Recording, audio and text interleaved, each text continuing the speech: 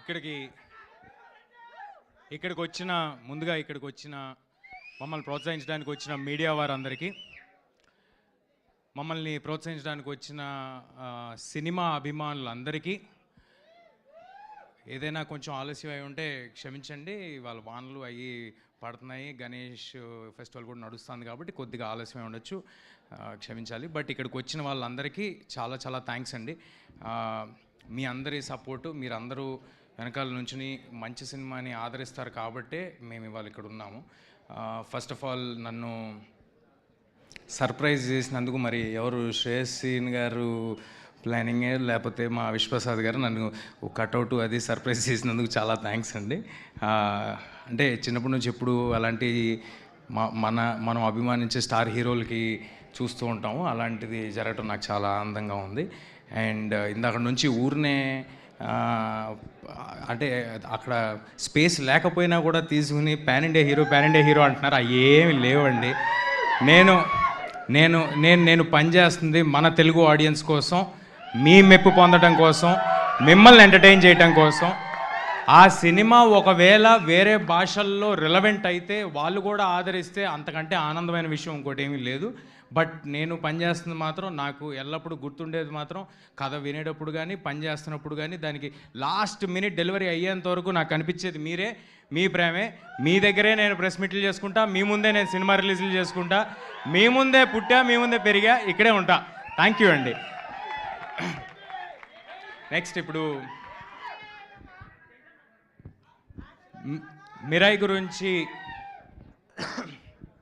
మిరాయి ఒక 1.5-2 years తాలూకా journey అండి మా లైఫ్లో.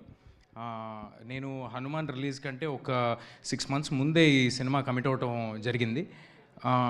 హనుమాన్ రిలీజ్ తర్వాత నేను కమిట్ అవ్వాలన్నా కూడా ఇదే సినిమా చేసేవాడిని, ఇలాగే చేసేవాడిని, ఇదే డైరెక్టర్తో ఉండేది, ఇదే ప్రొడక్షన్లో ఉండేది.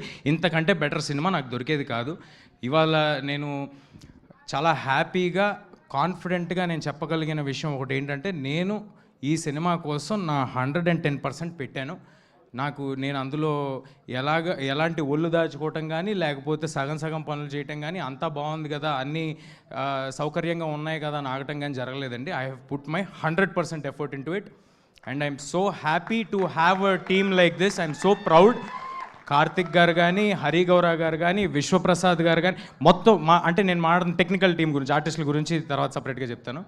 మా టీం అంతా అంటే యూజువల్గా ఎవరైనా కూడా సినిమా చేస్తున్నప్పుడు అందులో ఉన్న సాంకేతిక నిపుణులు వాళ్ళు వేరే సినిమాలు కూడా చేస్తూ ఉంటారు. తద్వారా టైం కొంచెం తక్కువ రావటం, లేకపోతే వాళ్ళకి ఏదో ఫ్యామిలీ కమిట్మెంట్స్ ఉండటం, లేకపోతే హెల్త్ ఇష్యూస్ ఉండటం, ఏదో ఒక దానివల్ల కమిట్మెంట్ కొంచెం తక్కువ కనిపిస్తుంటుందండి. కానీ ఈ సినిమాకి మనస్ఫూర్తిగా చెప్పగలను, సక్సెస్ అనేది దైవాధీనం, మీరందరూ ఇవ్వాల్సింది. అది నా చేతిలో లేదు. కానీ నేను, మా టీం 100% ఎఫర్ట్ పెట్టాము. అదే మీకు కనిపిస్తుంది ట్రైలర్లో కానీ, టీజర్లో కానీ, రేపొద్దున సినిమాలో కానీ. కార్తిక్ గారు ఒక సుప్రీంలీ టాలెంటెడ్ డిఓపిగా మీ అందరికీ తెలుసు. కానీ ఒక గొప్ప స్టోరీ టెల్లర్గా నాకు తెలుసు. ఆయన డిఓపి మాత్రమే కాదండి, ఆయన డిఓపిగా చేసిన సినిమాలో కూడా ఆ కథని ఎలా చెప్పాలి, ఎంతవరకు చెప్పాలి, అందులోని మ్యాజిక్ని బయటికి ఎలా తీసుకురావాలి అని ఆయన డిఓపిగా చేసిన ప్రతి సినిమాలో ఆయన వంతు కాంట్రిబ్యూషన్ ఎంతో ఉంటుంది. అది ఆయనతో పనిచేసిన వాళ్ళందరికీ తెలుసు.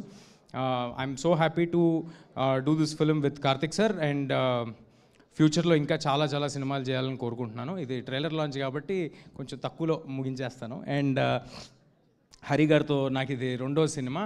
నేను హనుమాన్ ప్రీ రిలీజ్ ఈవెంట్లోనే ఎక్కడో చెప్పాను, ఇంత ఎక్స్ట్రాడినరీ మ్యూజిక్ నా మీద పడుతూ ఉంటే అంటే ఇది అందరికీ కుదరని ఒక సంఘటన. నాకు ఇలాంటి మ్యూజిక్ ఇచ్చారు హరి గారు, మళ్ళీ కుదురుద్దో లేదో అని నేను అన్నాను, ఎక్కడ ఉంటుంది ఆ బిట్.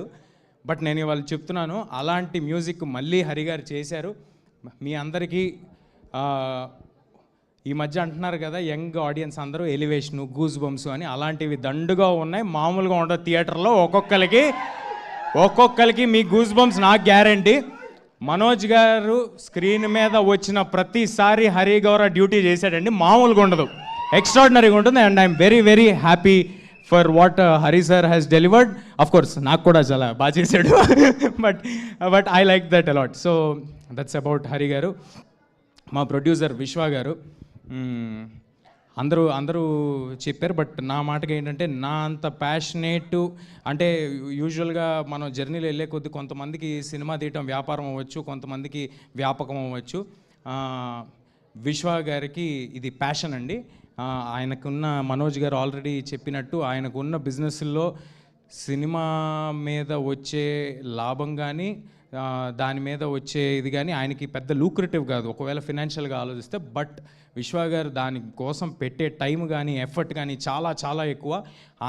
మేము ఎంత కమిటెడ్గా ఈ సినిమాతో ఉన్నామో, మేము అందరికి ఒకటే సినిమా ఉంది, నా చేతిలో ఇది ఒక్కటే సినిమా ఉంది, కార్తిక్ గారి చేతిలో ఇది ఒక్కటే సినిమా ఉంది, హరి గారి చేతిలో ఇది ఒక్కటే సినిమా ఉంది. మేము అందరం ఫుల్ కమిట్మెంట్తో ఉన్నాం. అంతకంతా కమిట్మెంట్తో ఒక పక్కన రాజాసాబు, గూఢాచారి 2 తెలుసు కదా, ఇలాంటి సినిమాలు అన్నీ పెట్టుకుని కూడా అంత కమిట్మెంట్ చూపించారు. నేను I love you sir, I love you for this and hoping to collaborate with విశ్వ సార్ మోర్ అండ్ మోర్. మా హీరోయిన్ రితిక ఈ సినిమాని నమ్ముకుని ఈ సినిమాతోనే ట్రావెల్ అవుతూ ఒక 2 years నుంచి ఆర్డర్ అటు ఇటు అయిపోతుంది, ఏదో ఆర్గానిక్గా మాట్లాడుతున్నాను బట్ అన్ని కవర్ చేస్తా.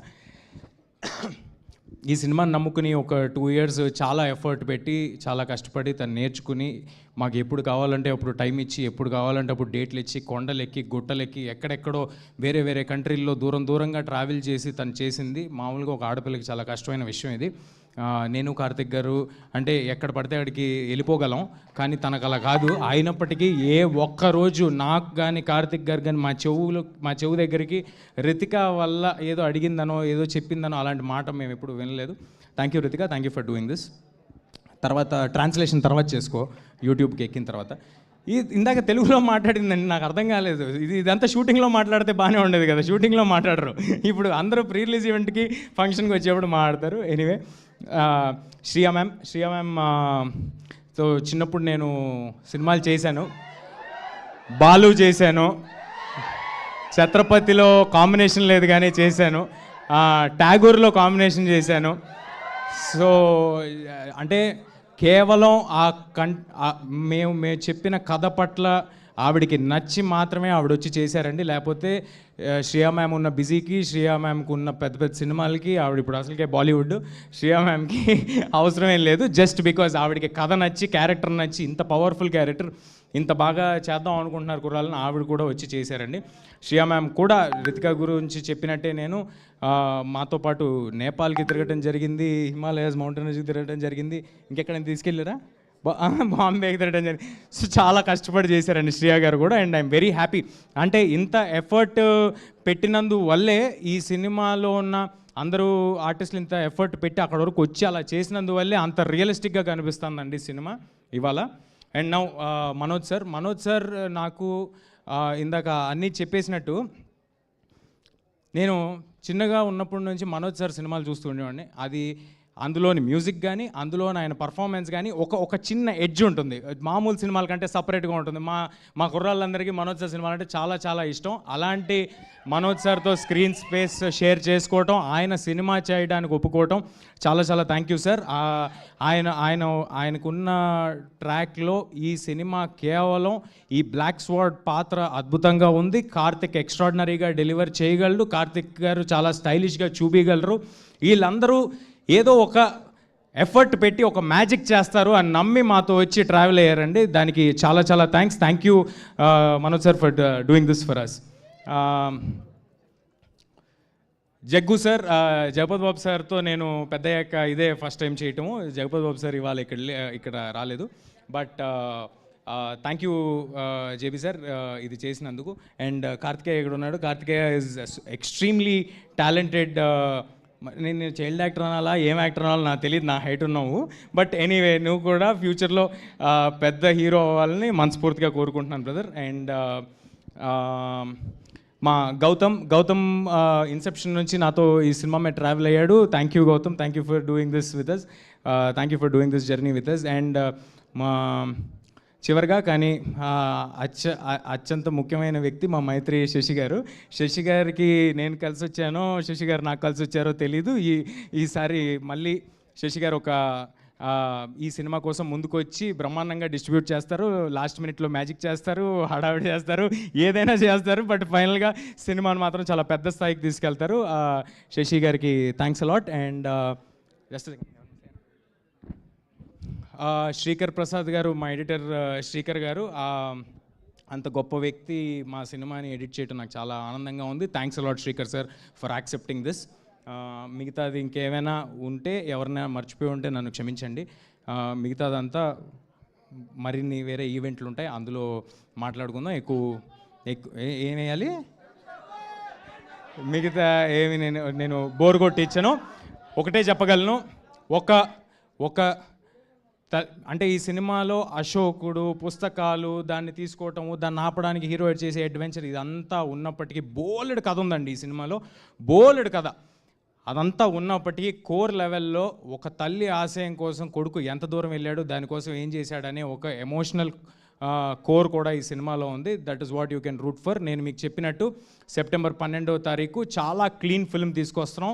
మీ పిల్లలు, ఫ్యామిలీలు అందరూ కలిసి చూడదగ్గ ఒక చిత్రం. అందరూ ఫ్యామిలీస్ మొత్తం థియేటర్కి రావచ్చు. దయచేసి ట్రైలర్ చూడండి, మీకు నచ్చితే ఇంకొక 10 మందికి చెప్పండి. మీకు fantasy, action, adventure, emotion, elevation, devotion అన్నీ కలగలిపిన ఒక proper commercial cinema September 12th రాబోతుంది.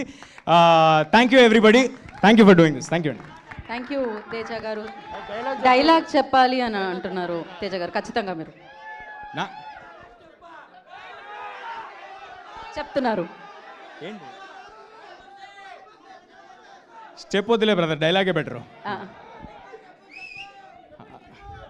స్టెప్ మనకేం రాదు బ్రదర్, ఏదో మేనేజ్ చేసే అంతే, అక్కడ వదిలేసేయండి. డైలాగ్ అయితే ఓకే. నాకు ఎందుకో నేను సినిమాలో చెప్పిన డైలాగ్ కూడా నిన్న ఎవరో ఏదో ఇంటర్వ్యూ చేస్తుంటే అంటే నాకు అనిపించింది, కరెక్టే కదా, ఇది కొంచెం నా లైఫ్కి కొంచెం కనెక్ట్ అయ్యేలాగా ఉందేంటి డైలాగ్ అనిపించింది. నా పర్సనల్ లైఫ్కి కూడా కనెక్ట్ అయ్యేలాగా ఉంది అనిపించింది ఇందాక ట్రైలర్లో మీరు చూసిన డైలాగు. నేను ఏమనుకోవద్దే, సారీ 3-4 భాషలు చెప్తున్నా కదా, మర్చిపోయి.